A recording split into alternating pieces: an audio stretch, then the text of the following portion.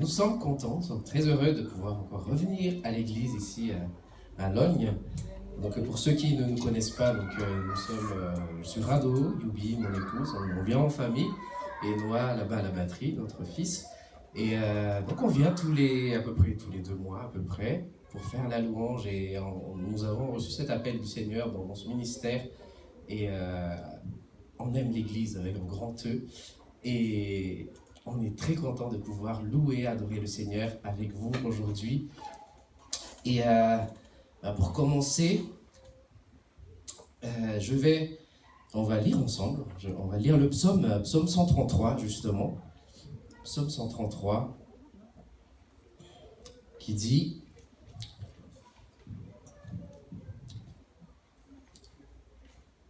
alors, voici, ô qu'il est agréable, qu'il est doux pour des frères de demeurer ensemble. C'est comme l'huile précieuse qui, répandue sur la tête, descend sur la barbe d'Aaron, qui descend sur le bord de ses vêtements. C'est comme la rosée de l'Hermon qui descend sur les montagnes de Sion. Car c'est là que l'Éternel envoie la bénédiction, la vie pour l'éternité. Amen. Car c'est là que Dieu envoie la bénédiction. Alors, car c'est là où? C'est là, c'est où? C'est là. Amen. C'est là où les frères et sœurs demeurent ensemble. Et c'est ce que nous sommes en train de faire. Et il y a des bénédictions que Dieu nous donne, il y a des révélations que Dieu nous donne quand nous sommes face à face avec lui, dans nos temps de culte personnel, quand on prie tout seul, on est face à face avec Dieu. Il y a des bénédictions qu'il nous donne, mais il y a certaines bénédictions, justement par rapport à ce verset, que Dieu envoie uniquement là où il y a des frères et sœurs qui sont connectés au même esprit pour louer Dieu, pour adorer Dieu ensemble. Et c'est ce que nous voulons faire cet après-midi. C'est ce qui se passe dans les groupes de maison. Et vraiment, c'est un encouragement, ce verset pour moi, d'introduire la louange, parce qu'on est ensemble, on veut d'un même cœur, d'une seule voix, louer Dieu, faire monter nos voix pour lui dire merci, être reconnaissant dans ce qu'il fait, mais aussi pour le louer tout simplement pour ce qu'il est. Il est notre Dieu, notre Père. Alors on va saisir cette occasion cet après-midi de le faire ensemble. Et le psaume 100 nous encourage également. Il nous dit, je vais lire juste les 2 premiers versets: poussez vers l'Éternel des cris de joie, vous tous habitants de la terre. Servez l'Éternel avec joie. Venez avec allégresse en sa présence. Le reste du psaume 100, je vais le prier pour commencer. Éternel notre Dieu, nous sommes reconnaissants et nous reconnaissons que tu es Dieu, que tu es notre Dieu. Et c'est toi qui nous as fait et nous t'appartenons. Nous sommes ton peuple, le troupeau de ton pâturage. Nous entrons dans tes portes cet après-midi avec des louanges, dans tes parvis avec des cantiques. Nous te célébrons, nous bénissons ton nom. Car Éternel, tu es bon et ta bonté dure toujours, et ta fidélité de génération en génération. Amen. Amen. On va entrer dans le parvis avec des cris de joie, des chants d'allégresse. On va célébrer Dieu ensemble. Si vous pouvez vous lever, ou sinon vous pouvez rester assis comme vous voulez.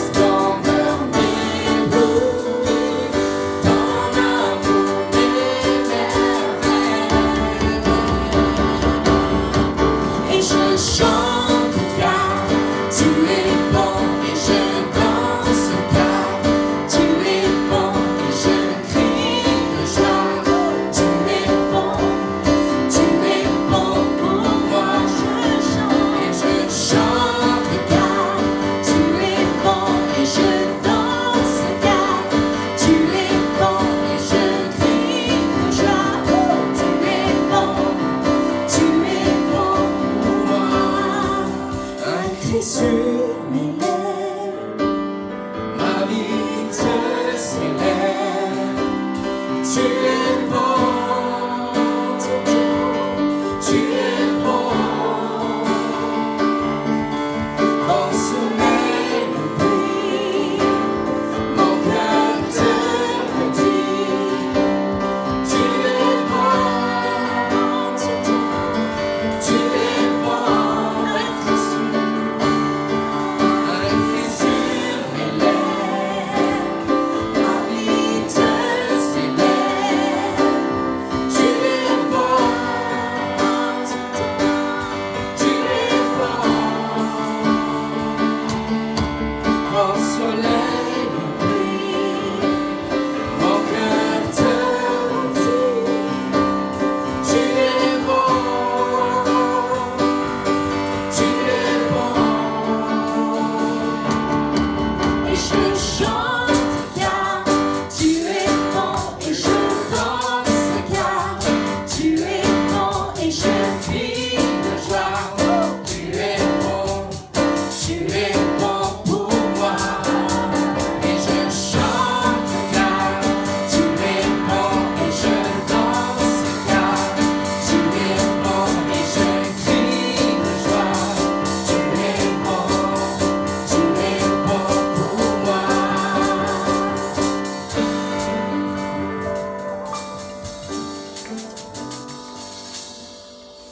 Je chante car tu es bon.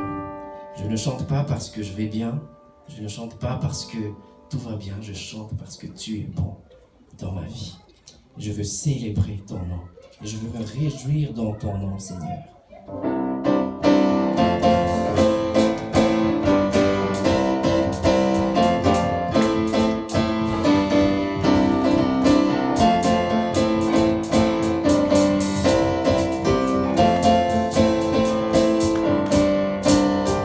Je me réjouis dans le nom du Seigneur.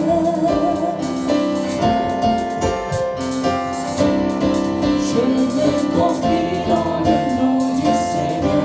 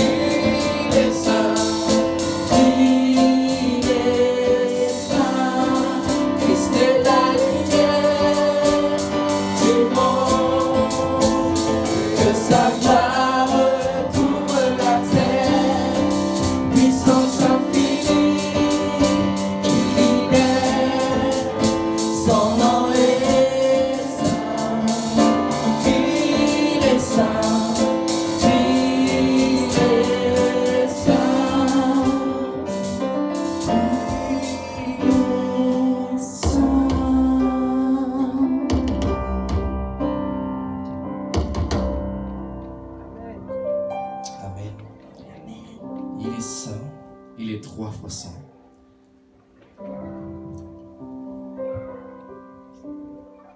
Je vais lire dans 1 Jean, versets 3 à 12.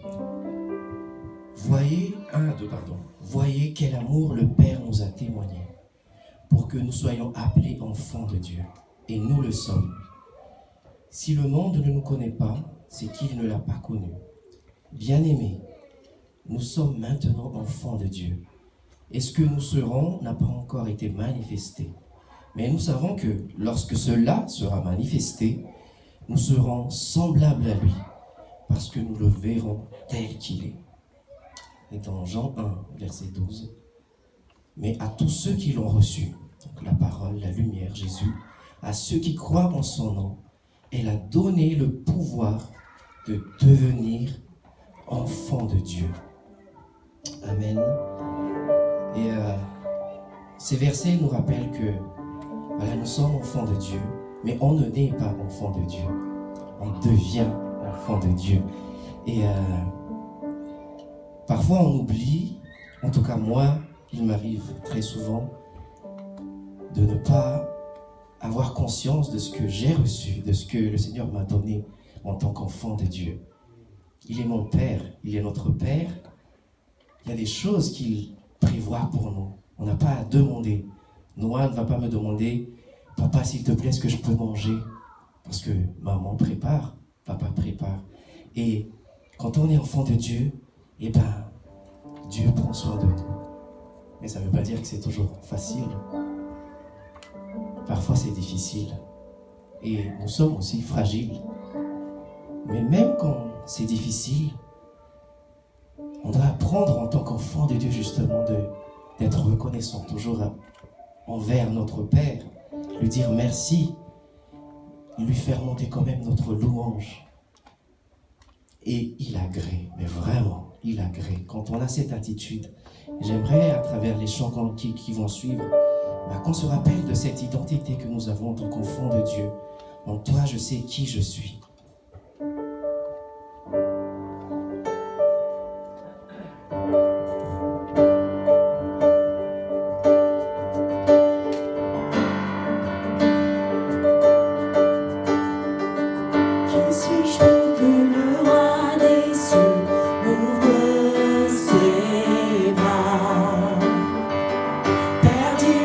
Trouvé par sa grâce, son amour pour moi.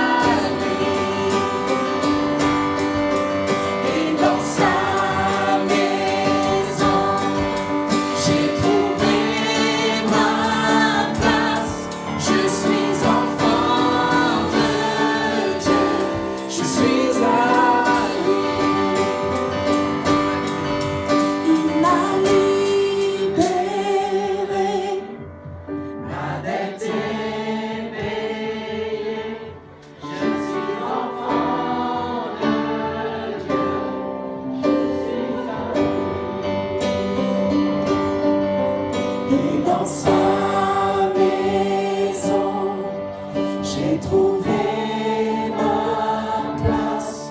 Je suis enfant de Dieu, je suis à lui. Et dans sa maison, j'ai trouvé ma place. Je suis enfant de Dieu, je suis à lui.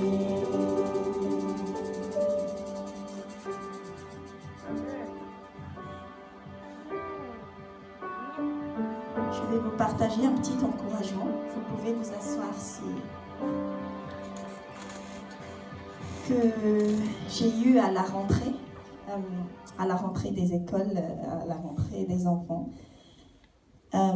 Ce semaine-là, comme tous les parents, j'ai été avec les enfants, mes enfants, dans les préparatifs de la rentrée. Les cartables et les fournitures scolaires. Et au début de semaine, début de semaine de la rentrée, j'ai demandé à mon fils Noah de préparer son cartable et donc de suivre la liste des fournitures. Avant de faire ce témoignage, j'ai demandé la permission à mon fils si j'ai le droit de l'utiliser comme témoignage parce que le Seigneur m'a beaucoup parlé avec une situation avec lui. Du coup, il était d'accord. Il était d'accord, donc je vous le partage, ce que le Seigneur m'a encouragé. J'ai été avec les enfants, j'ai dit, dans les préparatifs de la rentrée, les cartables, les fournitures scolaires, comme tous les parents. Et au début de cette semaine, j'ai demandé à mon fils Noah de préparer son cartable et donc de suivre la liste des fournitures. Et il devait cocher chaque ligne. Et dès qu'il a fini de le ranger dans son sac à dos, j'ai déjà préparé dans son sac à dos, il me le dit. Et j'ai déjà préparé en avance la liste et acheté tous les matériels. Mais ce que Noah devait faire était juste de cocher chaque fourniture et ranger dans son sac à dos, en collant une étiquette avec son prénom sur les objets. Pour Noah, ce qu'il a fait, pour lui, c'est drôle, mais pour lui, ça semble grand et interminable. C'est comme c'est lui qui fait tout le travail et moi je faisais rien que donner de l'ordre. C'était comme un très grand fardeau sans pitié pour lui. Il a quand même bien fini sa mission, son sac, mais ce n'était pas bien fait. Il manquait quelques affaires et il y avait des fournitures pas très bien faites. Et c'est là que Dieu m'a parlé, en l'observant préparer son sac à dos. En me révélant combien je suis aveugle comme Noah dans ma vie, de ce qu'il œuvre en moi. Et pour moi, sans même quand je le vois,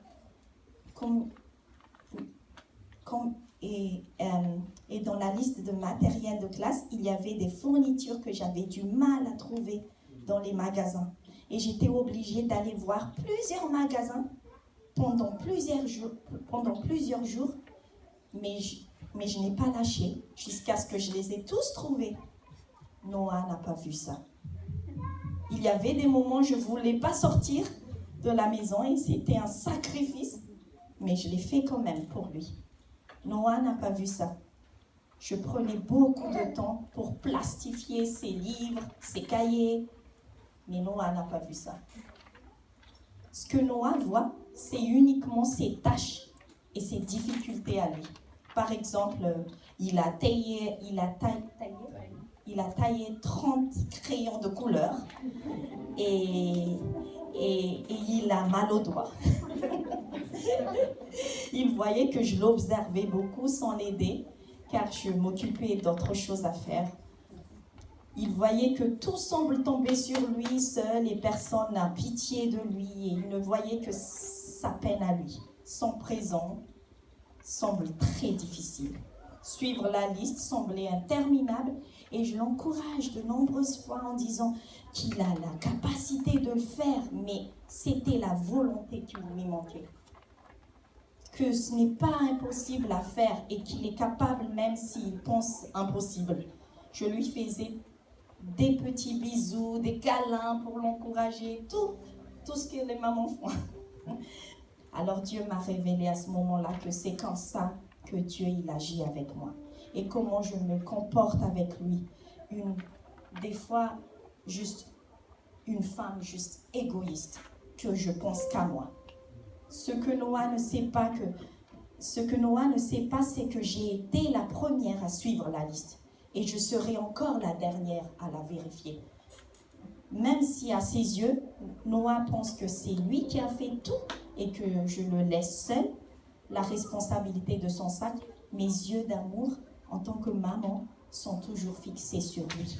Et il ne sait pas, mais quand il aura fini de ranger son sac à dos, je vais encore reprendre la liste et revérifier son sac pour qu'à l'école, il ne lui manque de rien. Et qu'il puisse travailler en paix sans se soucier de ses matériels. Et le Seigneur est comme ça dans notre vie. Il est l'alpha et l'oméga. Il est le commencement et la fin de tout.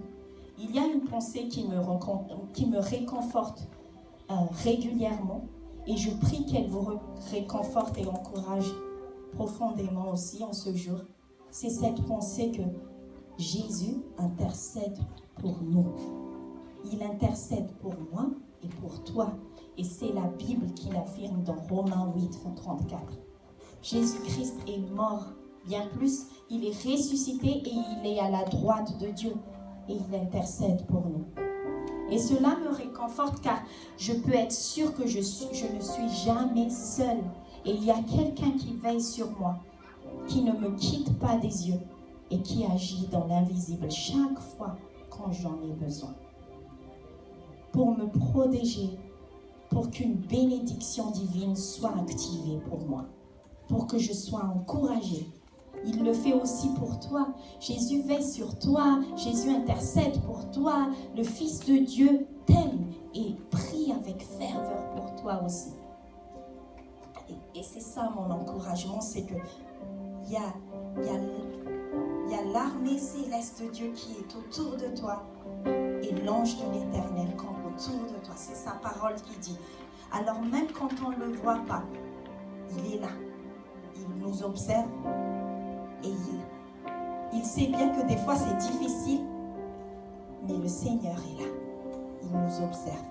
Et on a la capacité de le faire. Mais des fois c'est juste la volonté qui nous manque. Amen. Je chanterai gloire à l'Éternel. Je chanterai louange à son nom. Je chanterai Dieu, mon essentiel. Je chanterai en l'honneur de son nom. Je viens t'offrir.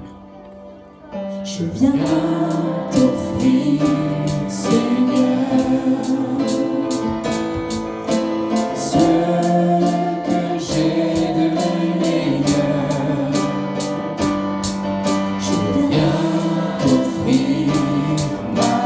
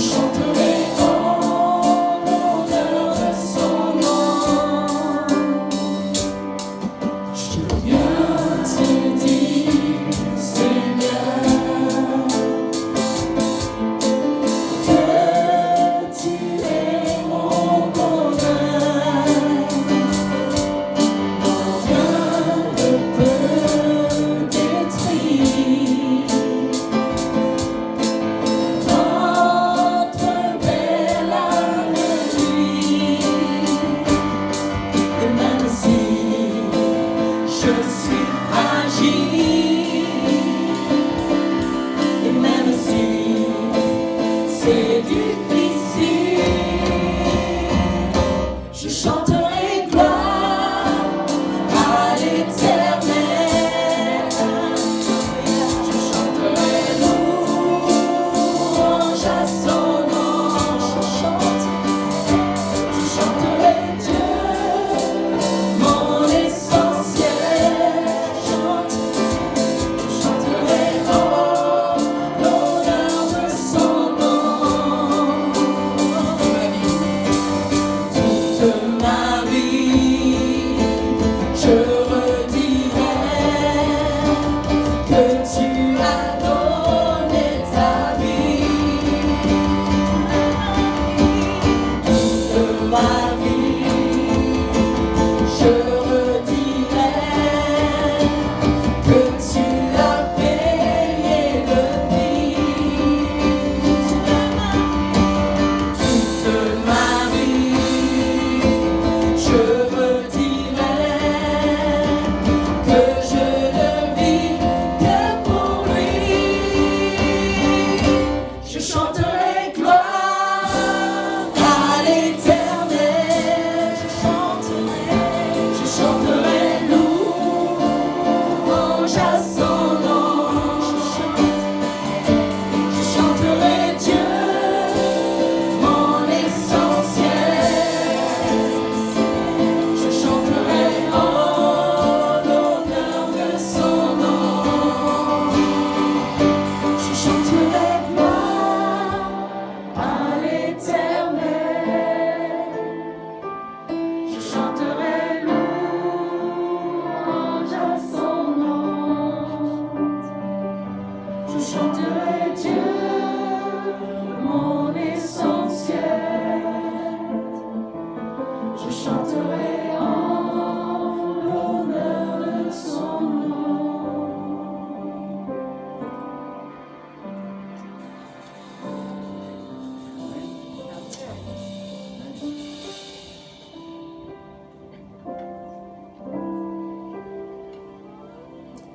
Je viens t'offrir, Seigneur, ce que j'ai de meilleur. Le Seigneur nous demande aussi d'offrir ce qu'il nous demande de gérer. Et la Bible nous dit dans 1 Corinthiens 6, 16, verset 2, que chacun de vous, le premier jour de la semaine, mette à part chez lui ce qu'il pourra selon ses moyens. Que chacun donne comme il l'a résolu en son cœur, sans tristesse ni contrainte, car Dieu aime celui qui donne avec joie. C'est une reconnaissance. C'est un acte d'amour. C'est un acte de reconnaissance qu'on doit faire avec joie. Amen. Amen. Nous allons prier. Seigneur, qu'il est beau d'être ensemble cet après-midi. Vraiment de te louer, de te bénir, de t'adorer et de te chanter, Seigneur. Qu'est-ce qu'il est bon de vivre ensemble, Seigneur. Toi, le roi des rois, le Seigneur des seigneurs. Seigneur, nous venons à toi, Seigneur, parce que tu nous as bénis de toutes sortes de bénédictions.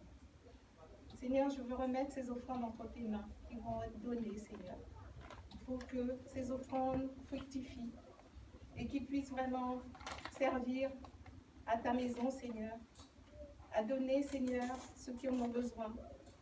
Et Seigneur, toi qui donnes toutes choses en son temps, nous te remettons ces offrandes, Seigneur, pour qu'ils soient bénis entre tes mains.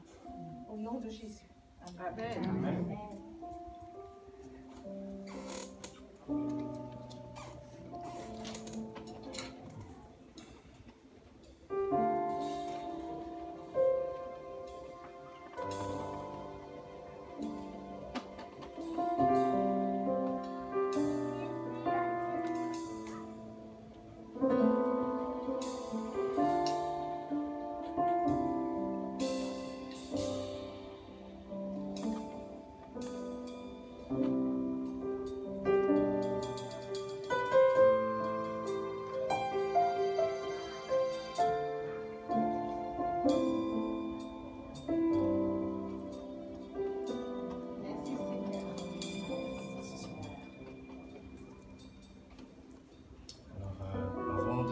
Laisser aussi les enfants rejoindre leur école dimanche, on va prendre ce chant qui dit « Il n'y a vraiment personne comme Jésus ».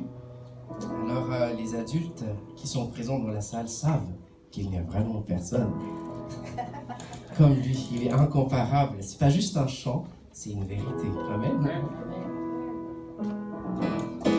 C'est levé.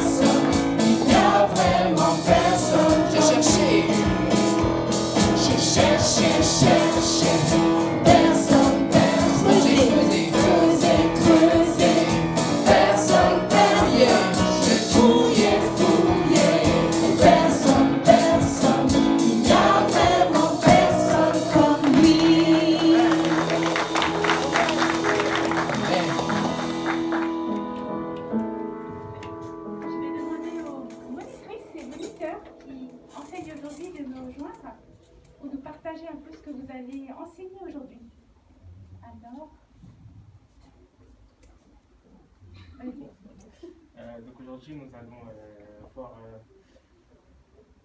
au sujet d'être l'ami de Jésus et comment faire grandir cette amitié avec Jésus.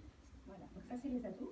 Les ados. Et puis Anna. Et les enfants, on va parler de la reconnaissance et on va faire une petite histoire sur quelqu'un qui a dit merci. Quelqu'un qui a dit merci. Très bien. Donc les enfants, c'est super. Hein. Donc je vais prier pour vous.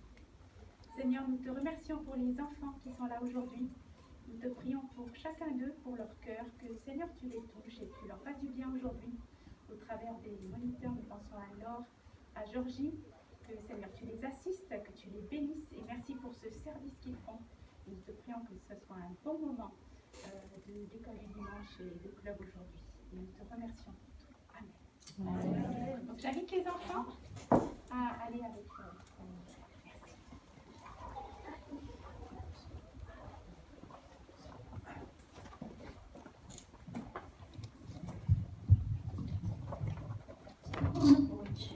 On remercie Rado et Obi pour cette magnifique programme. Bien sûr, on remercie aussi le Seigneur pour le privilège de pouvoir le louer et qui est si bon et si généreux avec nous. Il y a, je crois, c'était il y a 10 jours, je me suis rendu à notre église sœur, l'église de Champs. Et c'est avec joie que j'ai surpris une conversation entre un dénommé Jean Edson, ici présent, et un autre de mes amis. Et j'ai dit à Jean Edson, ça vaudrait vraiment la peine si tu pouvais apporter ce témoignage chez nous ce dimanche.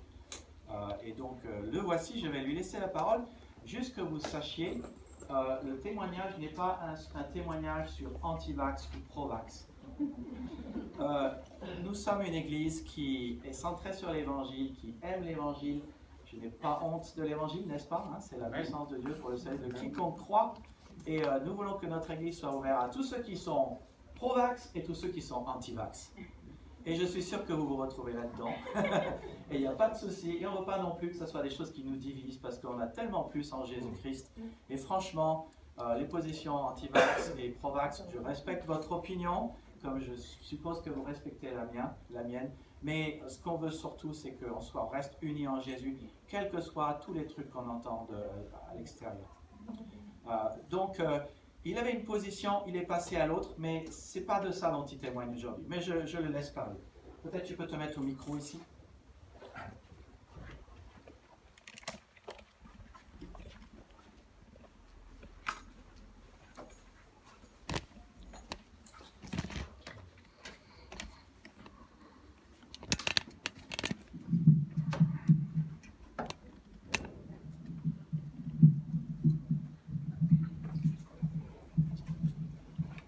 Bonjour les frères et sœurs. Bonjour. Ça va? Ça va. Ça va? Oui. Est-ce que vous êtes contents et dans la joie aujourd'hui? Hein? Dans la joie, moi en tout cas je le suis parce que d'être dans la joie dans la maison du Seigneur. Nicolas, c'est pas gentil parce que tu vois, tu as commencé par la conclusion. Donc... Désolé. mais c'est pas grave, je vais vous donner le reste. Donc, comme a dit Nicolas, donc c'était pas prévu du tout. Hein, c'est lui qui a surpris une conversation. Donc, en fin de compte, voilà, je viens vous témoigner un peu ce que j'ai vécu. En fin de compte, par rapport à l'obligation à la vaccination et par rapport au Covid. Donc, il m'a présenté, donc Jean Edson, hein, je fréquente l'église de Champs, je travaille dans la fonction publique hospitalière, je travaille au siège de l'assistance publique, au hôpital de Paris, et c'est vrai que moi, dès le départ, j'étais très anti-vax. J'étais très anti-vax parce que j'avais le sentiment qu'il y avait anguille sous roche là-dessus, je m'informais un petit peu, de tout ce qui se faisait, toute l'information qui passait sur Internet et tout. Donc, en plus de ça, et vraiment, moi, pour moi, je m'étais dit, c'était, je résiste le plus longtemps possible. Et voilà, donc, et il arrive un moment où je le savais que j'allais arriver devant un mur. Et ce mur-là, c'est que je suis parti en vacances. Et 3 jours avant de reprendre, je reçois un message de mon supérieur hiérarchique qui me demande est-ce que j'ai été vacciné. Et je lui réponds non, sans un bonjour, rien du tout. C'était une façon pour moi de dire non et non. Donc je réponds non et voilà. Et dès le lundi matin, quand je suis revenu au boulot, on m'attendait à l'entrée. Alors voilà, il m'attendait à l'entrée. Alors non, tu sais que normalement, tu peux pas aller exercer tout. Donc et là il commence il me récite en fin de compte toute la réglementation, tout par rapport et il me dit allez, en attendant, qu'est-ce que tu fais? Tu vas faire un test antigénique aujourd'hui et après tu vas voir pour te mettre en conformité. Et je dis c'est bon, comme il y a ça encore le test antigénique, allez, je vais passer par là en attendant encore de pouvoir résister. Donc le lundi, donc je vais faire mon test antigénique et tout. Et là, je réfléchis, je me dis, faire ça tous les 48 heures, ce truc-là et tout. Et je vous assure, ça commence à trotter dans ma tête. Je me dis, non. Et je sais pas pourquoi. Bon, et avec mes supérieurs hiérarchiques qui mettaient la pression, parce que ils sont pareil, ils vérifiaient tous les matins que les personnes étaient en conformité. Quoi. C'était ça, et rebelote. Et là, je dis, je me dis, allez. Et en plus, j'avais...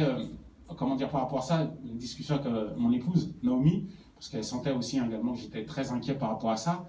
Elle me dit, et une phrase que j'ai retenue, elle me dit, oui, mais de toute façon, hein, que tu le fasses ou que tu le fasses pas, ça t'empêchera pas de rester un enfant de Dieu.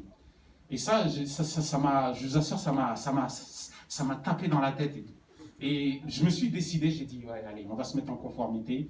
Et dans la tête, je me suis dit, là, voilà, il va falloir faire un pas 2 fois parce que là, vraiment, il va falloir... On a déjà donné notre vie au Seigneur et il nous a promis une chose, hein, il nous a promis que là-haut, il y a une place qui nous est réservée. Alors, qu'est-ce qu'il peut y avoir qui peut venir contrecarrer ça? J'ai dit, ok, d'accord. Et là, je prends le rendez-vous. Je prends le rendez-vous pour y aller, donc le lundi. Et j'ai rendez-vous 3 jours après. Et le jour arrivé, mais vraiment, je vous assure, j'étais pas bien. Et plus l'heure de rendez-vous arrivait, je sentais en moi, il y avait un truc parce que je voulais vraiment pas. Et tout. Et le jour arrive, et même mon équipe, ils m'ont vu, je suis parti en pleurant. J'ai quitté mon bureau en pleurant parce que c'était contre mon gré. J'y allais vraiment contre mon gré. Et je commence à partir. Je commence à partir. Donc, je commence à faire le chemin, mais vraiment. Alors, en fin de compte, le centre de dépistage, donc j'étais au siège, et le centre de dépistage est à l'Hôtel Dieu, c'est à 300 mètres plus loin. Je vous assure, j'y allais, mais vraiment à la tortue, quoi. Non, parce que je voulais vraiment pas. Et je fais la moitié du parcours, je dis non, je veux pas. Et je fais demi-tour. Je commence à retourner au bureau. Et là, il y a un truc ça a tapé dans ma tête. Je ne sais pas si c'est le Seigneur qui m'a parlé. Il m'a mis le psaume 23, Romains 8. J'ai dit ok. Et en fin de compte, ce qui se passe, c'est que j'ai mon bureau officiel et j'ai un autre bureau en fin de compte qui ne sert pas. Et c'est un bureau en fin de compte qui me permet quelquefois, quand je prends mes pauses, je vais méditer dans ce bureau-là. Et là, j'avais ma Bible, je dis psaume 23 et Romains 8. Et je vous assure, mes frères et sœurs, quand je suis retourné dans ce bureau-là, j'ai médité. J'ai dit, Seigneur, si je dois y aller, c'est poussé par toi, parce que moi, de moi-même, je ne peux pas y aller. Et je vous assure, et c'est quand j'ai médité le psaume 23, et quand j'ai médité Romains 8, et quand je suis arrivé au verset, vous savez, le verset 38-39, je vais le lire.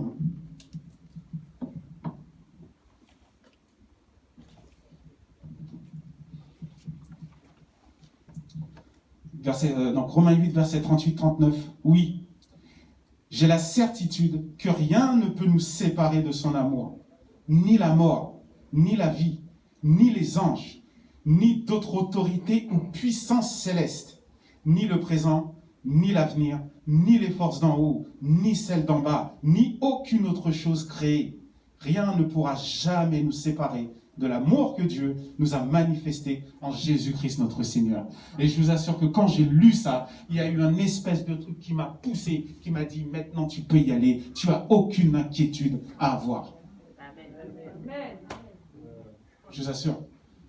Et j'y étais, j'ai encore prié, mais je sentais, il y avait un poids qui m'avait été retiré pour que je puisse y aller. Il y a un poids qui m'a été retiré. Et je peux vous assurer, donc j'ai fait la première dose, j'ai fait la deuxième dose, mais cette inquiétude-là, tout ce poids-là, tout ça a été retiré. Dans le sens où le Seigneur, il m'a fait comprendre, en fin de compte, que ce combat-là, ça reste un combat humain, c'est un combat terrien. Et que si on y accorde trop d'importance, on s'écarte du vrai, du bon combat, comme disait Paul, le bon combat.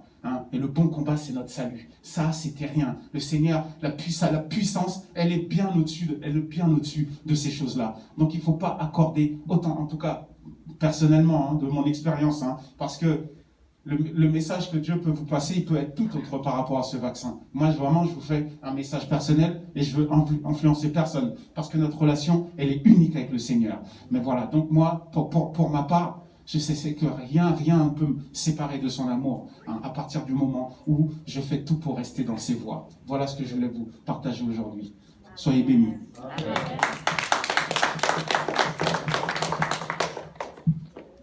Merci infiniment. C'est le moment de saluer de nouveaux visages. Allez voir quelqu'un dit, je suis content que tu sois là. De nouveaux visages, pas les visages que vous connaissez.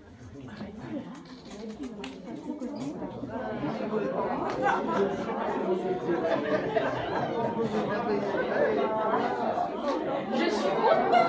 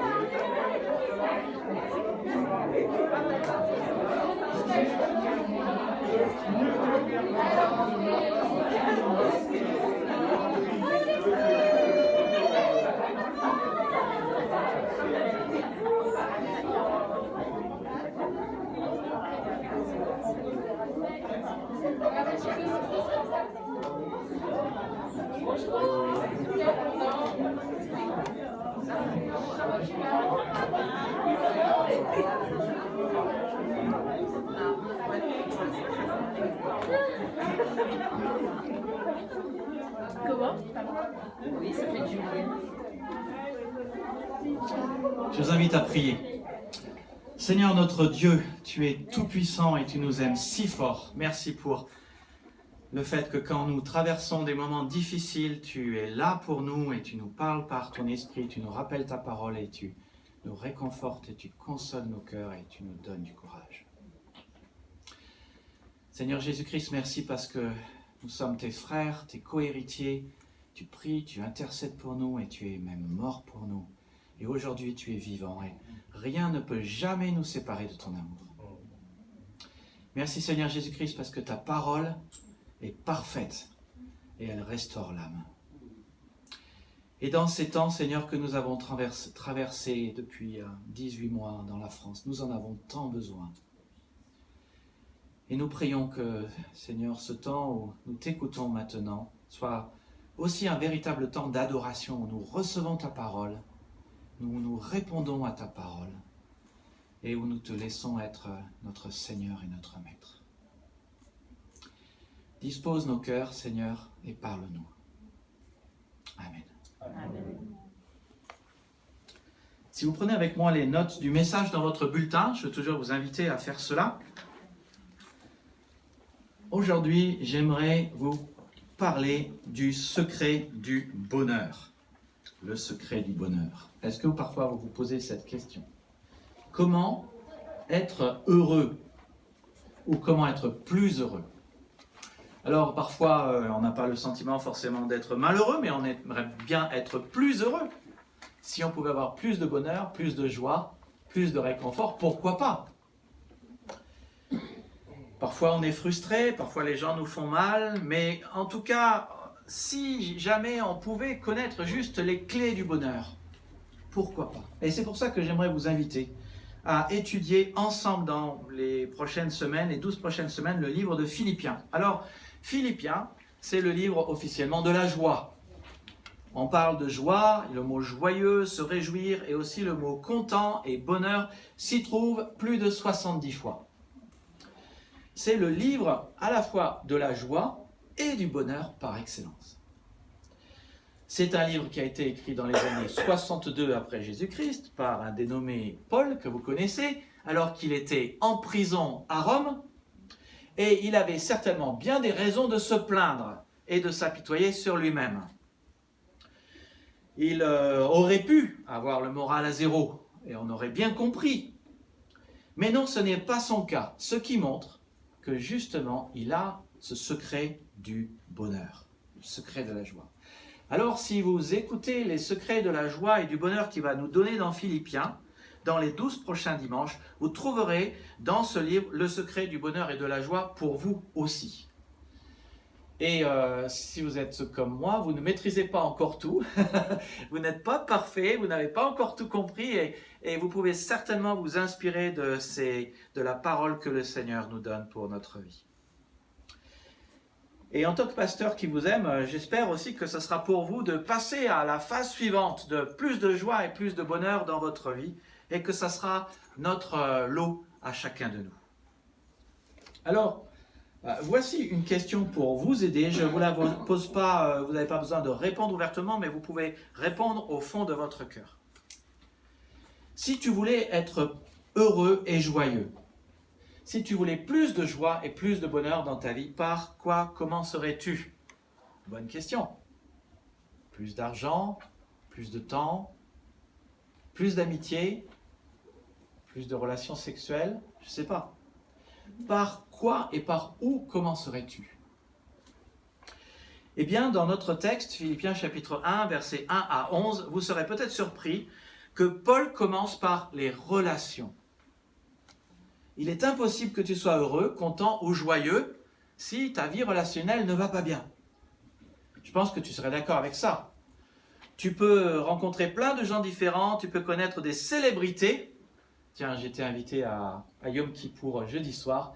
Alors, à côté de moi, il y avait le maire de Champs, le maire de Torcy, à gauche, le maire de Logne, le sous-préfet. J'étais vraiment sur le rang de toutes les vedettes. Ouais, j'étais vraiment VIP. J'étais très honoré. Je me disais, mais quand le maire de Logne est arrivé, je me suis dit, il faut que je laisse ma place, peut-être pour qu'il soit à côté du maire de Torcy. Mais tu peux connaître les meilleures vedettes qu'ils soient dans ta vie. Tu peux avoir en apparence tout le bonheur qu'il faut. Mais si dans ta vie, tu es par exemple en souffrance relationnelle avec ton épouse, même si tu as toutes sortes de plaisirs, même si en apparence tu as tout ce qu'il faut pour être heureux, si tu es en conflit relationnel, c'est la catastrophe et tu n'es pas heureux. Bref, si tes relations vont bien, tu es heureux, et si tes relations vont mal, tu seras malheureux. Et quand Paul nous parle de joie et de bonheur dans ces 11 premiers versets, il lance un coup d'envoi franc et clair en parlant des relations. Et dans ces premiers versets, il nous parle de comment avoir des relations saines. Et voilà déjà une des clés. Pour que nous soyons heureux dans notre vie, il faut avoir des relations saines, des relations en bonne santé. Le secret de la joie, c'est d'avoir ces relations. Alors, Paul, dans ces 11 versets, va faire 4 déclarations, 4 constatations de choses qu'il vit déjà dans sa vie. Et on va revenir sur chacune de ces déclarations de manière à pouvoir les développer dans notre vie pour que toi et moi puissions passer au stade suivant de bonheur et de joie. Alors, je suis dans Philippiens chapitre 1. Aujourd'hui, pour des questions de traduction, on va être dans la Bible Summer. Je saute ces quelques rapides conseils, trucs et astuces, on y reviendra peut-être plus tard. On est dans la Bible Summer. Et donc, il y en a des diapos, voilà. Paul et Timothée. Vous voulez lire avec moi? Paul et Timothée, serviteurs de Jésus-Christ, saluent tous ceux qui, par leur union à Jésus-Christ, sont membres du peuple saint et qui vivent à Philippe, ainsi que les dirigeants de l'Église et les diacres. Que la grâce et la paix vous soient accordées par Dieu notre Père et par le Seigneur Jésus-Christ. J'exprime à mon Dieu ma reconnaissance chaque fois que je pense à vous. Je prie pour vous tous en toute occasion et c'est toujours avec joie que je le fais. Oui, je remercie Dieu pour votre solidarité qui, depuis le premier jour jusqu'à maintenant, a contribué à l'annonce de l'Évangile. Et j'en suis fermement persuadé, celui qui a commencé en vous son œuvre bonne la poursuivra jusqu'à son achèvement au jour de Jésus-Christ. Tels sont mes sentiments envers vous tous, et il est juste que je les éprouve. En effet, vous occupez une place particulière dans mon cœur, car vous prenez tous une part active à la grâce que Dieu m'accorde, aussi bien quand je suis enchaîné dans ma cellule, que lorsque je défends l'Évangile et que je l'établis fermement. Oui, Dieu m'en est témoin, je vous aime tous de l'affection que vous porte Jésus-Christ. Et voici ce que je demande dans mes prières, c'est que votre amour gagne de plus en plus en pleine connaissance et en parfait discernement, pour que vous puissiez discerner ce qui est important. Ainsi, vous serez purs et irréprochables au jour de Christ, où vous paraîtrez devant lui, chargés d'œuvres justes, ce fruit que Jésus-Christ aura produit en vous, à la gloire et à la louange de Dieu. 4 choses que Paul dit sur ses relations avec les Philippiens qu'il vit déjà. Alors, donc, si tu les pratiques, tu auras plus de joie et plus de bonheur. Juste un petit avertissement avant que je parte dans le message. Ces 4 choses sont faciles à expliquer. et donc aussi facile à écouter, mais difficile à faire. Ok?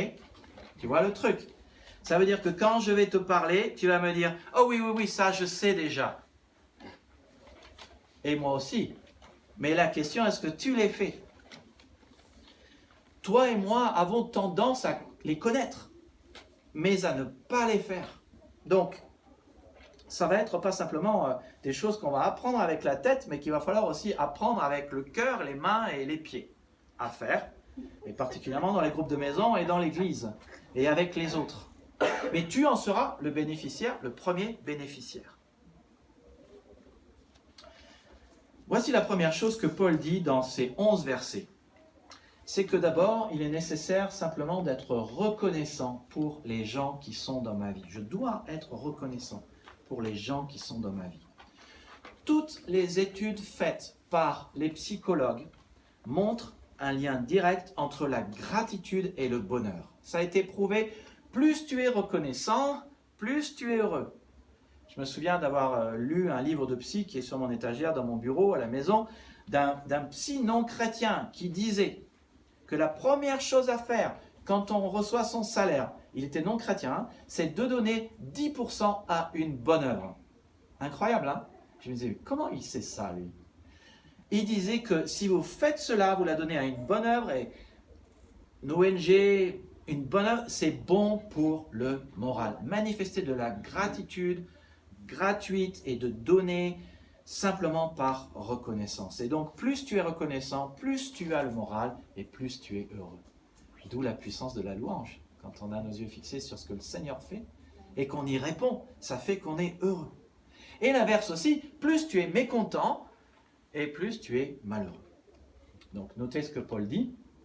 J'exprime à mon Dieu ma reconnaissance chaque fois que je pense à vous.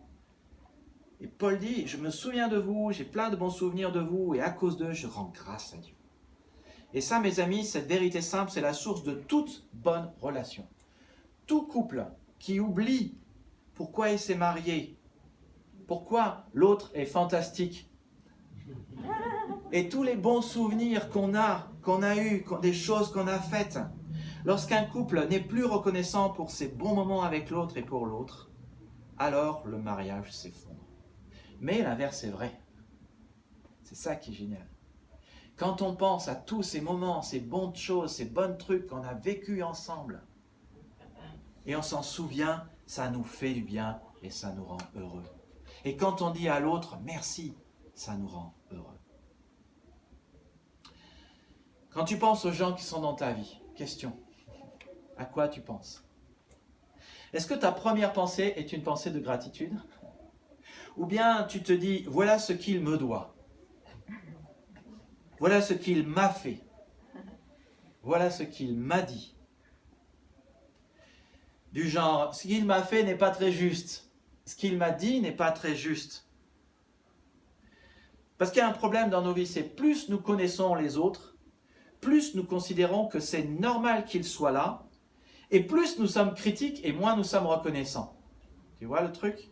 On croit que l'autre, c'est donné qu'il soit là. Paul dit l'inverse. Il dit, j'exprime à mon Dieu ma reconnaissance chaque fois que je pense à vous.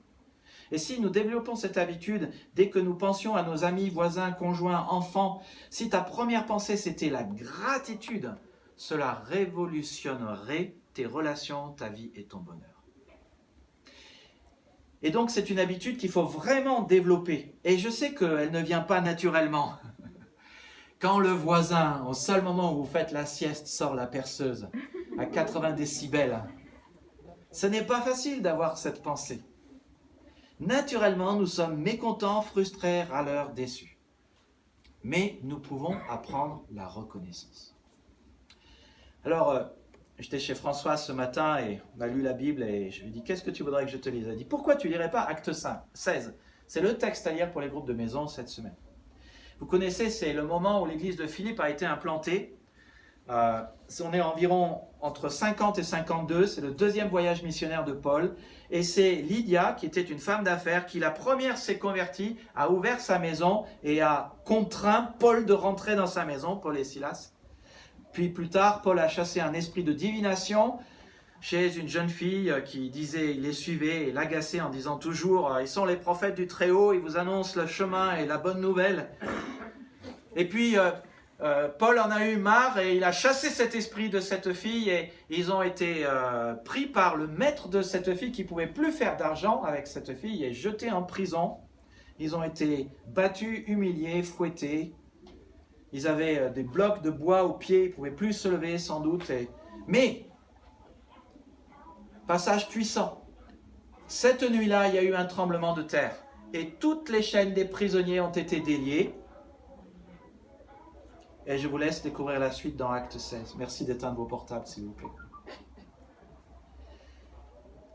Franchement, cette implantation, moi j'aurais été lui, j'aurais rencontré l'église de Philippe, j'aurais été dit, et certainement j'ai beaucoup à grandir dans mon bonheur, j'aurais été dit, mais tu te souviens tout ce qui s'est passé quand l'église a commencé? Comment j'ai été fouetté, comment on a été jeté en prison, et aussi comment Dieu nous a délivrés, mais on aurait eu encore une pensée pour tous les trucs négatifs, mais Paul est là, et pourquoi ne mentionne-t-il rien du négatif qu'il a connu là-bas? Bonne question. Il pourrait en parler avec ironie, mais pourquoi ne le fait-il pas? Parce qu'il pratique une habitude de bonheur qui est fondamentale, qui s'appelle la mémoire sélective. On oublie le mauvais et on garde le bon. On garde le reste. On oublie le pire et on garde le meilleur. Alors je ne sais pas si tu vis dans des souvenirs douloureux ou des choses douloureuses aujourd'hui, si tu les as attachés à ta vie à un tel point que c'est toujours ton passé qui définit ton présent. Es-tu toujours accroché à ton passé, à tes souvenirs, à tes blessures, aux choses que les autres te font? Ton bonheur dépend de la mémoire sélective, à ta capacité à ne t'attacher qu'aux bonnes choses et à oublier le reste. Je me souviens une fois avoir entendu une conversation entre deux épouses. Parfois, j'entends des conversations. Mais je suis là et je ne veux pas interrompre les gens. Et donc, les gens parlent. Et parfois, il y a des bonnes conversations. Hein. L'une des épouses dit à l'autre, « Te souviens-tu de ce que ton mari t'a fait telle année ?» Et l'autre épouse lui répond, « Je me souviens avoir distinctement oublié ce qu'il a fait. » Elle a fait le choix de la mémoire sélective et donc du pardon. Elle a fait le choix du bonheur et elle était heureuse alors que l'autre ne l'était pas parce qu'elle était toujours en train de se souvenir du mal que son mari lui avait fait. C'est un choix. Et en fait, c'est notre choix et c'est ton choix. Tes souvenirs, ta mémoire, ce dont tu te souviens, ce à quoi tu penses, c'est ton choix. Si tu veux t'accrocher à ces souvenirs douloureux et les injustices qui t'ont été faites, tu peux. Et on te comprend. Mais si tu veux être heureux, et là on te comprend aussi, passe à la suite, passe aux bonnes choses. Et donc toute la question c'est que préfères-tu? Oublie le pire, garde le reste. Deuxième habitude de bonheur relationnel, être reconnaissant et prier avec joie pour les gens. Prier avec joie pour les gens de ma vie. Je prie pour vous tous en toute occasion et c'est toujours avec joie que je le fais. Pensez à une personne qui vous irrite et vous frustre. Et je pense que ce n'est pas trop dur, hein? Défense de regarder à quelqu'un d'autre dans la salle. Quelqu'un qui vous irrite et qui vous frustre. Que faites-vous? Priez-vous pour elle ou est-ce que vous vous plaignez pour elle? Est-ce que vous râlez? Est-ce que vous la harcelez? Est-ce que vous la pinaillez? C'est toi qui décides, sachant que ton bonheur en dépend. Sérieusement, est-ce que harceler quelqu'un, ça la fait changer en bien? Est-ce que pinailler quelqu'un, ça la fait changer en bien? Non, tu dois décider, sachant que ton bonheur en dépend. Autre question, est-ce que la prière marche? Tout le monde n'est pas convaincu. Est-ce que la prière marche? Oui. Alors donc, pourquoi râlons-nous sur les gens et pourquoi ne prions-nous pas pour les gens? Il y a plein de choses que vous aimeriez sans doute changer chez les gens qui sont autour de vous, mais vous ne voulez pas vous changer vous-même. Vous voulez que les autres changent. Vous pensez, si seulement l'autre pouvait être meilleur, plus selon mon perfectionnisme, mes standards, mes manières de voir les choses, alors je serais heureux. On veut toujours changer les autres, mais la vérité, c'est qu'on ne peut pas changer les autres. Tu ne peux pas changer les autres et les gens peuvent se changer eux. Tu peux te changer toi, mais changer les autres ne marche pas et encore moins si tu râles ou si tu es négatif. Mais le seul truc qui marche, c'est la prière positive. Tu remercies Dieu pour eux, ça c'est positif, on voit le positif chez les gens. Et puis tu pries pour eux avec joie. Prie avec joie pour des changements positifs. Est bien plus efficace que la pensée positive. Et je n'ai rien contre la pensée positive, hein. Je préfère que tu penses positivement que de penser négativement, ça c'est sûr. Mais les pensées positives ont plutôt tendance à te changer plutôt que de changer les autres. La prière positive va changer tes proches parce que Dieu a la puissance de changer les gens. Voici un truc et astuce pour ton bonheur, à écrire si tu penses que ça peut être utile, mais la meilleure manière de transformer une mauvaise relation en une bonne, c'est tout simplement de prier pour elle. Aussi simple que ça. Et que peux-tu prier pour tes relations? Parfois on est là, on est à sec, on se dit « Mince, qu'est-ce que je peux prier ?» J'aimerais qu'il change, mais qu'est-ce que je peux prier? Prenez exemple sur Paul, dans les versets 9 à 11. Voici ce que je demande dans mes prières et ce que votre amour, c'est que votre amour gagne de plus en plus en pleine connaissance et en parfait discernement. Pour que vous puissiez discerner ce qui est important. Ainsi vous serez purs et irréprochables au jour de Christ, où vous paraîtrez devant lui chargé d'œuvres justes, ce fruit que Jésus-Christ aura produit en vous à la gloire et à la louange de Dieu. Tu peux prier cela pour tes enfants, pour tes amis, pour ton collègue qui est en train de te réveiller de ta sieste. Tu peux prier ça pour tout le monde. Tu peux prier cela pour moi, pour toi. Regarde ce que le texte dit. Il dit, Paul prie qu'il grandisse en amour. Il dit que votre amour augmente de plus en plus, qu'il grandisse en amour. Après, il prie qu'ils prennent les bonnes décisions, qu'ils prennent des décisions sages. Il parle de discernement, que votre amour gagne de plus en plus en pleine connaissance et en parfait discernement pour que vous discerniez ce qui est important.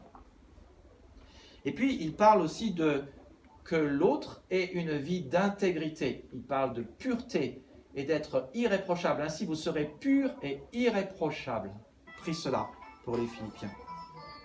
Et puis, il prie qu'ils deviennent semblables à Jésus-Christ en caractère.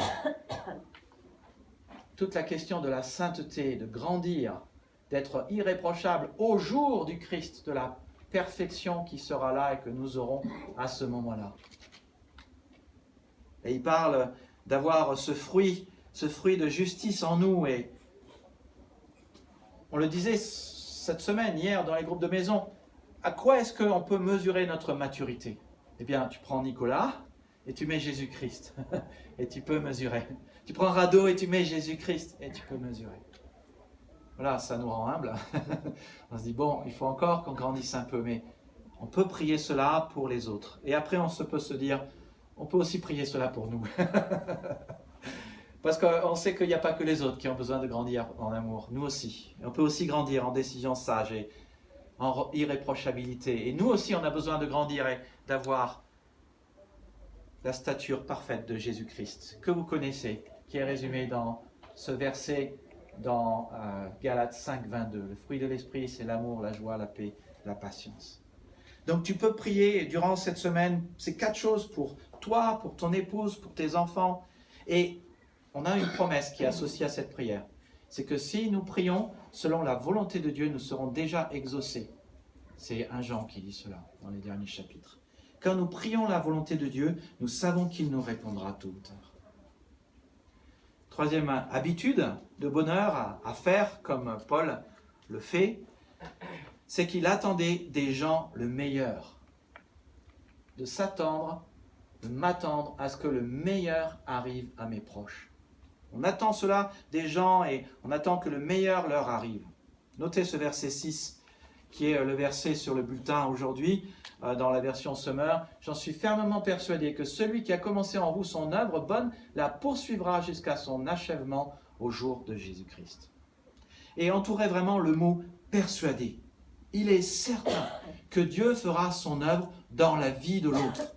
Même quand tu es désespéré, même quand tu en as marre, même quand tu penses que c'est juste pas possible, même quand tu penses que c'est irrécupérable, c'est sans espoir, il est juste indécrottable.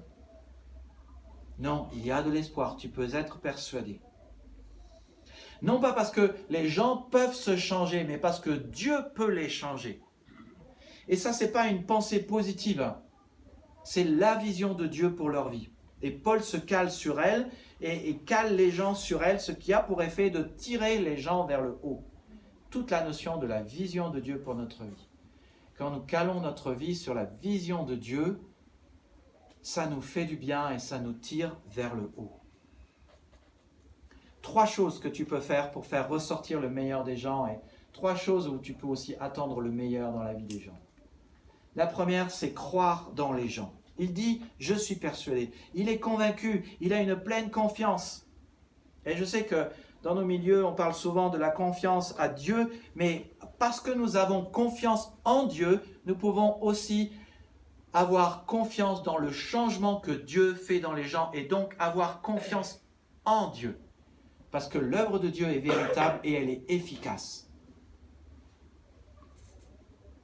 Il croit dans les gens, il croit dans les Philippiens. Et du coup, les gens qui le lisent, les Philippiens qui le lisent, gagnent en confiance et en assurance. Nous avons tous besoin de gens qui croient en nous. Cela nous transforme, cela nous rend meilleurs. C'est vrai aussi que quand tu crois en Dieu, tu gagnes en confiance aussi en toi. Et tu commences à voir comment cela pourrait être et comment cela te transforme. Combien de fois nous avons dit à l'un de nos fils qui a repassé plusieurs fois son examen et qu'il a raté 2 fois, nous croyons en toi. Le Seigneur a de bonnes choses en réserve pour toi. Tu vas y arriver. Et vous savez, le Seigneur a manifesté sa gloire et sa grandeur. Il y est arrivé. Il pouvait le faire. Et puis, deuxième chose qui est importante, de redonner la vision aux gens. Comme on l'a dit dimanche dernier, sans vision, le peuple de Dieu périt, et sans frein. Dis aux autres comment Dieu voit les choses. La vision est ce qui fait qu'une personne continue à grandir. Et voici la vision de Paul. Il dit juste comment Dieu voit les choses. Rien de plus, rien de moins. C'est la vision qui vient du Seigneur qui nous aide. Toutes les autres visions, on n'en a pas besoin. La vision qui vient du Seigneur. Et voilà sa vision. Ce que Dieu commence, il le termine. Il va jusqu'au bout des choses et tout ce qu'il fait est parfait. Pourquoi est-ce important de donner la vision et de s'attendre à ce que les gens vont bien se comporter? Parce que les études montrent que nous avons tendance à faire ce que les gens attendent de nous. Et quand les gens attendent le meilleur de toi, alors tu as tendance à faire le meilleur. Il n'y a pas de propos plus valorisants de parents sur les enfants que de dire « Je sais que tu peux faire, I know you can do it, and you will, and I'm praying for you ». Et puis, il faut le dire aussi, nous avons tendance à devenir ce que les personnes les plus importantes de notre vie pensent à notre sujet et attendent de nous. Quand vous êtes sur le chemin du vaccin ou dans un autre chemin qui est rempli d'angoisse et que le Saint-Esprit rappelle à votre esprit « Rien ne peut te séparer de l'amour de Jésus-Christ ». Là, soudainement, vous faites ce qui est juste. Et puis, la troisième chose qui est importante pour faire ressortir le meilleur des gens aussi, c'est d'être patient avec les progrès des gens. Parce que Paul savait que la perfection n'était pas pour maintenant. Ce n'est pas pour tout de suite. Du coup, il est patient. Mais vous savez, quand dans une église, ou quand dans un couple, ou quand dans une famille, ou quand dans une entreprise, les gens commencent à dire « la perfection qu'on devrait atteindre, c'est ça », alors rien ne va plus. C'est le début des problèmes. Parce que, oui, c'est bien d'essayer de grandir vers la perfection. Mais la perfection, c'est pour le jour de l'avènement de Jésus-Christ. Donc on va dans cette direction, mais en attendant, on n'est pas parfait. Et donc c'est important d'être patient. Mais si tu insistes sur la perfection et si tu ne fais que viser la perfection, les gens ne le sauront jamais ici-bas. Et tu seras misérable toute ta vie. Permettez que je donne un autre truc et astuce pour être heureux et cultiver le bonheur. Si tu veux vraiment être heureux dans ta vie, si tu veux des relations saines ou plus saines, plutôt que de juger les gens parce qu'ils sont loin du compte, parce qu'ils ne sont pas arrivés à la perfection que toi tu estimes être la perfection qu'ils devraient avoir atteint, regarde tout le chemin qu'ils ont parcouru. Et si tu as du mal à avoir de la compassion, moi j'ai fait cet exercice il y a quelque temps pour préparer les funérailles de quelqu'un qui n'a plus de famille. Et je suis allé la voir et je lui ai dit, et si on parlait maintenant de ta vie? Et quand elle m'a raconté sa vie, je suis ressorti et j'ai dit, merci Seigneur. Parce qu'elle a parcouru tellement de chemins, elle revient de tellement loin. Maintenant je comprends. Et maintenant j'ai de la compassion pour elle. Et maintenant je me rends compte. Et ce jour-là, seule chose que je disais en rentrant à la maison, c'est merci Seigneur. Parce que maintenant je sais. Mais plutôt que de juger les gens parce qu'ils sont loin du compte, regarde tout le chemin parcouru et célèbre le chemin parcouru. Célèbre ce que Dieu a fait dans sa vie. La clé de la patience. Je pense à David Dixon, l'un de mes pères spirituels, qui disait « La patience est une vertu que je ne peux pas attendre d'avoir. » Je ne peux pas attendre d'avoir la patience, c'était très impatient. Mais la clé de la patience, c'est l'amour. Et vous le retrouvez d'ailleurs dans ce texte au verset 7. « Tels sont mes sentiments envers vous tous, et il est juste que je les éprouve. En effet, vous occupez une place particulière dans mon cœur. Car vous prenez tous une part active à la grâce que Dieu m'accorde. La grâce que Dieu m'accorde d'annoncer l'évangile. » Parce que les Philippiens avaient fait une grande offrande pour rendre la vie et le ministère d'évangéliste de Paul possible. Mais entoure dans ce texte où souligne le mot cœur. Mes amis, voici la clé du bonheur. Ton cœur. Sais-tu ce que j'ai découvert dans ma propre vie? J'ai découvert que quand les gens ne sont pas dans mon cœur, ils sont sur mes nerfs. Et quand quelqu'un est sur mes nerfs et que je m'énerve, je rentre à la maison et je me dis, là j'ai tout foiré.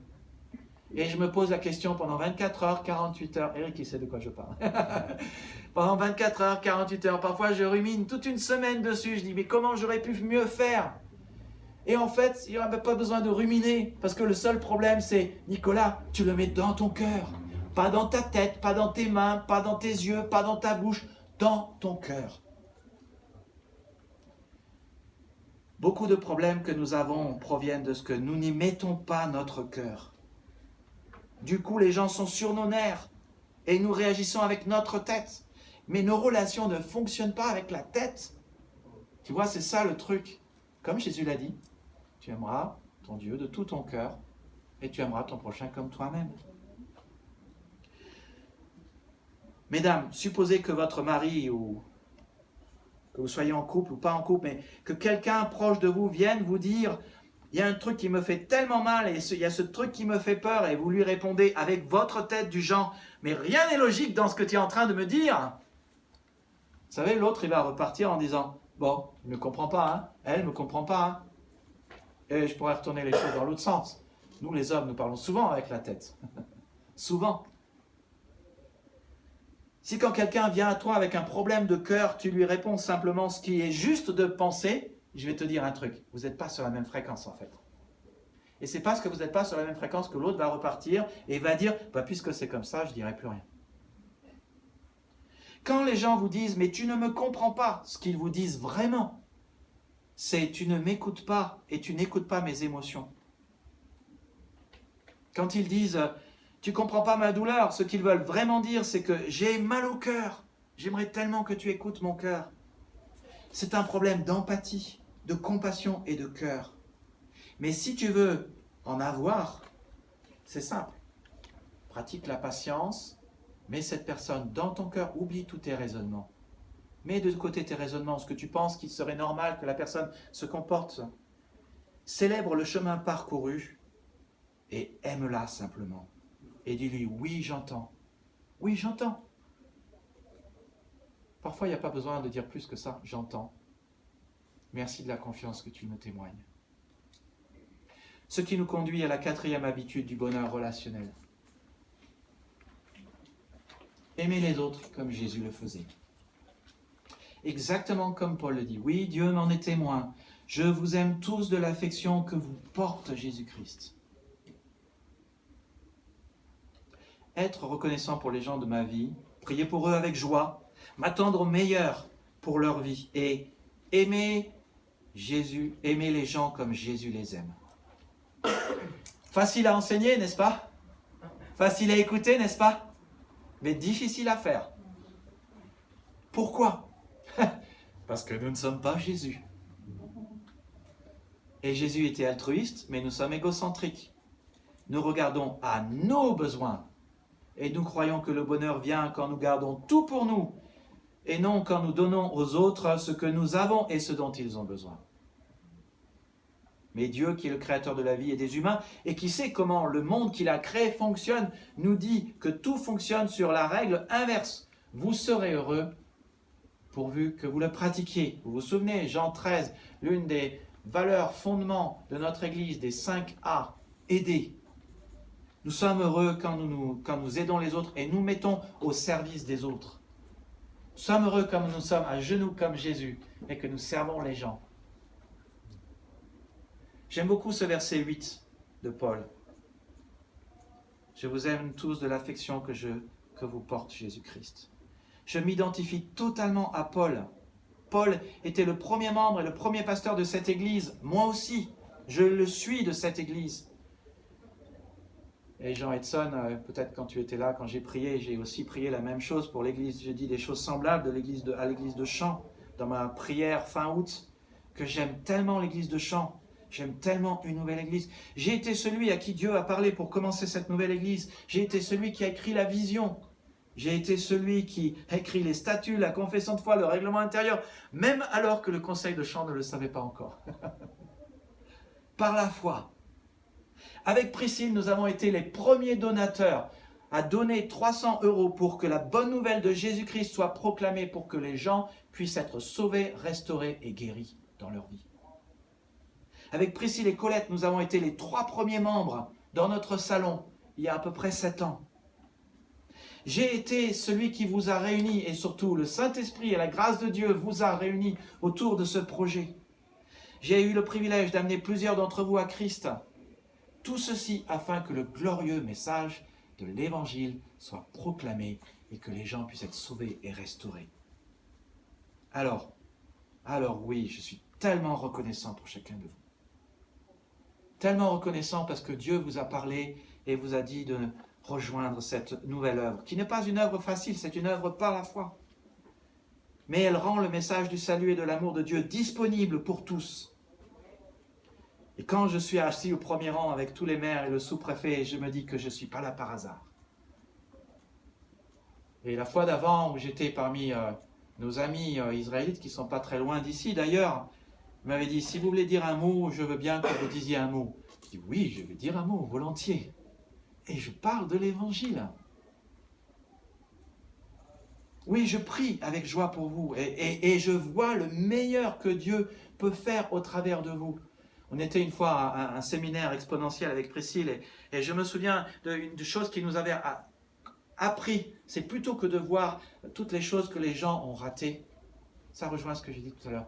De voir ce que Dieu peut faire au travers de cette personne et de le dire ensuite et de dire « Rado, voilà ce que je vois pour ta vie ». Et de projeter la vision de Dieu que nous avons l'impression et de dire cela à nos frères et sœurs. Voilà ce que je vois dans ta vie. Et de dire voilà ce que je vois dans ta vie et j'attends le meilleur et je sais qu'il va y avoir du meilleur pour toi qui va arriver. Et je veux le dire, le redire avec Priscille combien nous vous aimons et combien souvent nous prions pour vous.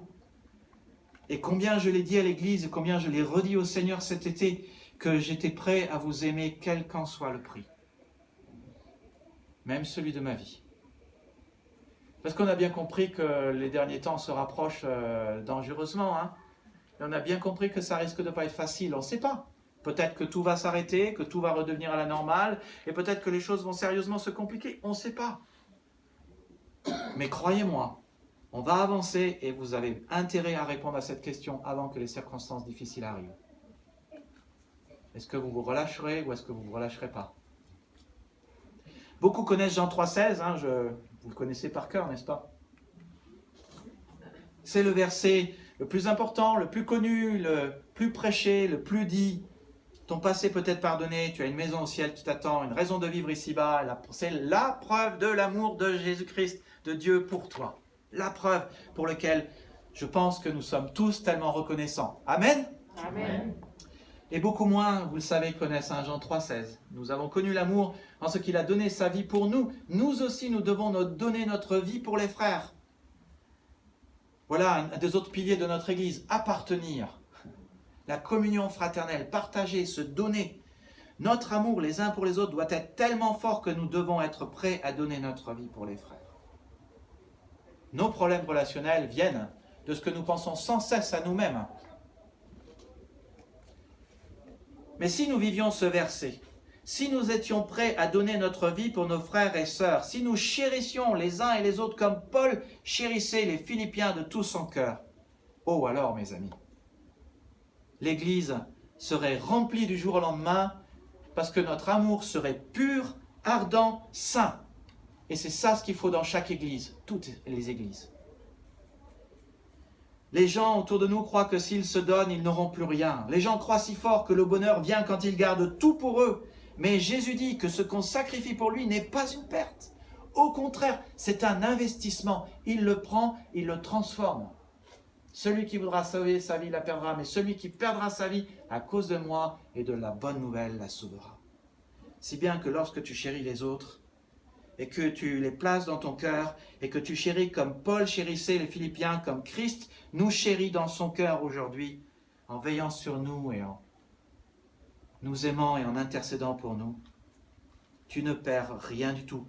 Quand tu chéris les autres comme Paul et comme Christ, tu ne perds rien du tout. Au contraire, tu gagnes le sens de la vie, tu gagnes la vie et tu gagnes le bonheur. Alors, à laquelle de ces 4 habitudes as-tu besoin de travailler ? Pour qui as-tu besoin d'être reconnaissant ? Peut-être tu as besoin de faire de la reconnaissance une habitude de prière. Peut-être que tu as besoin que demain, plutôt que de prier pour tes besoins personnels, tu pries, tu t'assois et tu dises « Merci Seigneur pour Anne-Marie, et merci Seigneur pour Juliette, et merci Seigneur pour Rado et Obi, et merci Seigneur pour Jean Edson. » Et tu complètes la phrase « Merci Seigneur parce que… » Est-ce que tu pries pour les gens avec joie, priant des bonnes choses, t'inspirant de la prière de Paul, prier pour que leur amour grandisse, pour qu'ils grandissent en maturité, pour qu'ils grandissent en discernement, pour qu'ils grandissent à la stature parfaite de Christ. Est-ce que tu es patient avec les progrès des gens? Est-ce que tu les encourages en donnant leur la vision de Dieu pour leur vie? Est-ce que tu es capable de leur dire « Je suis persuadé », apprends ce verset par cœur, « Je suis persuadé que celui qui a commencé en toi cette bonne œuvre la rendra parfaite pour le jour de son avènement, pour le jour de Jésus-Christ. » As-tu besoin d'aimer avec ton cœur plutôt qu'avec ta tête? Dans les 12 prochaines semaines, on va parler de ces habitudes de bonheur. Le désir va te mettre en marche, mais c'est les habitudes seulement qui vont changer ta vie. Alors si tu veux ce bonheur, j'aimerais vraiment t'inviter à être là régulièrement, à inviter d'autres gens régulièrement qui n'ont pas besoin de bonheur ou de plus de bonheur. On va l'étudier ensemble, mais ne sois pas égoïste. Partage déjà ce bonheur qu'on va entendre au travers de la lettre aux Philippiens en invitant d'autres gens. Il y a plein de gens autour de toi qui aimeraient goûter à ce bonheur. Il y a plein de gens, même parmi les chrétiens aujourd'hui, qui sont juste, j'appelle ça lost into translation, juste en orbite, parce qu'ils n'arrivent pas à revenir dans une église. J'étais en discussion avec le pasteur de l'église de Chelles hier, ils étaient 150, maintenant ils sont 100.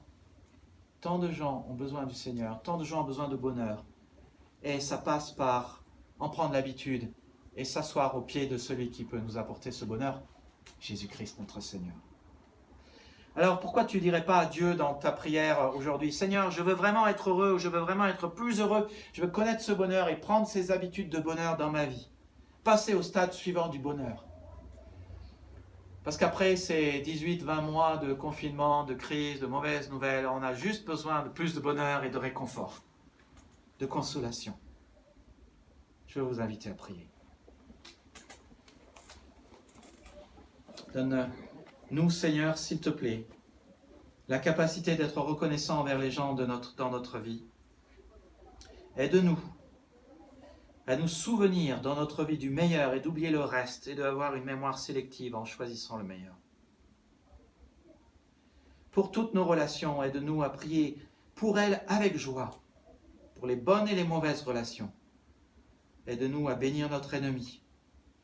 Que nos relations, Seigneur, que nos amis, les gens autour de nous grandissent en amour, en intégrité, en bonne décision. Aide-nous, Seigneur, si elles ne connaissent pas la bonne nouvelle, de leur parler de ton amour. Aide-nous à nous attendre au meilleur dans la vie des autres plutôt que de les critiquer. Aide-nous à croire dans les gens, à leur donner de l'assurance, à être patient avec leur progrès. Aide-nous à voir d'où les gens viennent plutôt que de voir tout le chemin à parcourir.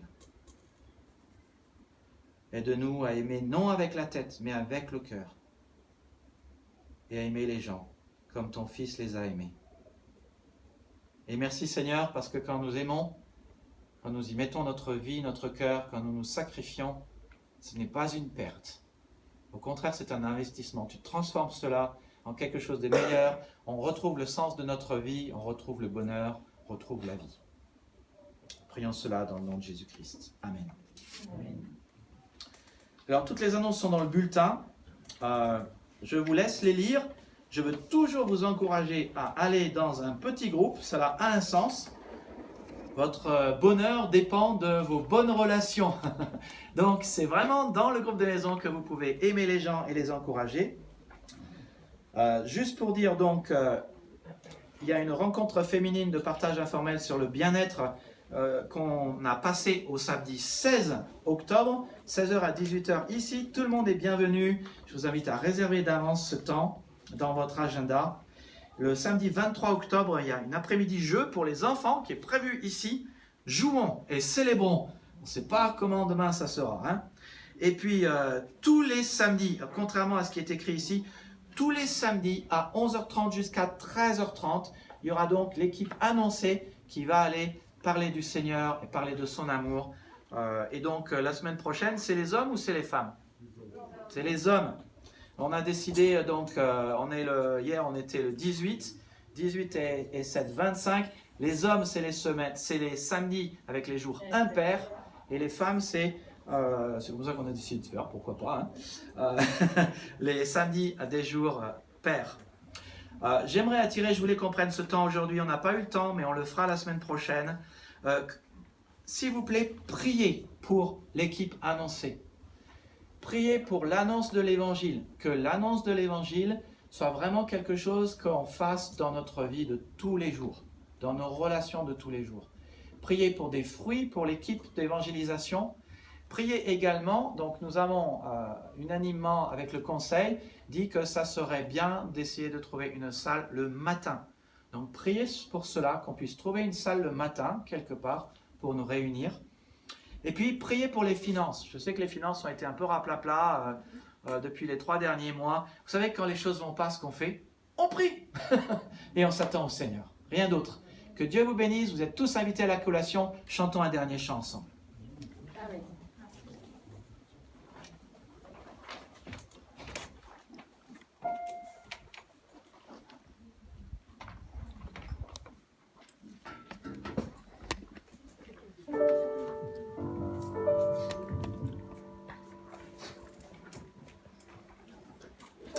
Ce chant que nous avons chanté qui dit « En toi, je sais qui je suis ».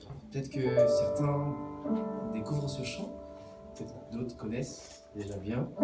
Et en tout cas, on va reprendre ce chant. Je suis désolé pour ma voix, un peu là, un peu enrhumée aujourd'hui.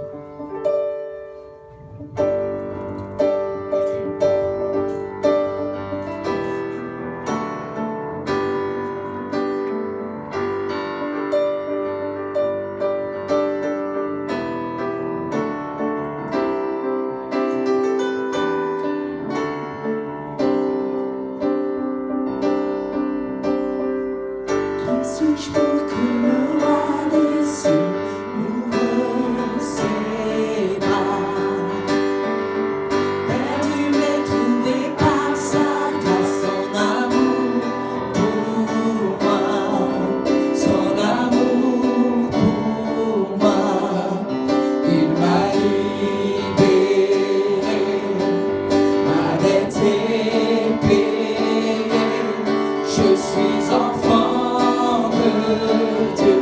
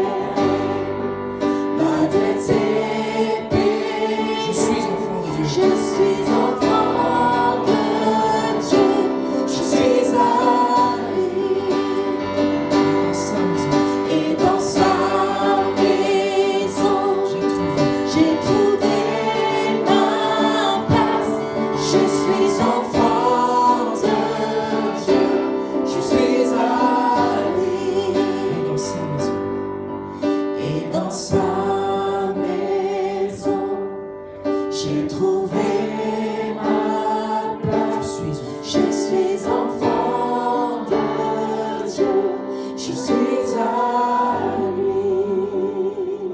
Et dans sa maison, Et dans sa maison, j'ai trouvé ma place. Je suis enfant de Dieu, je suis à lui. nous avons tous notre place dans sa maison. Amen. Amen. Bon dimanche à tous et bonne semaine.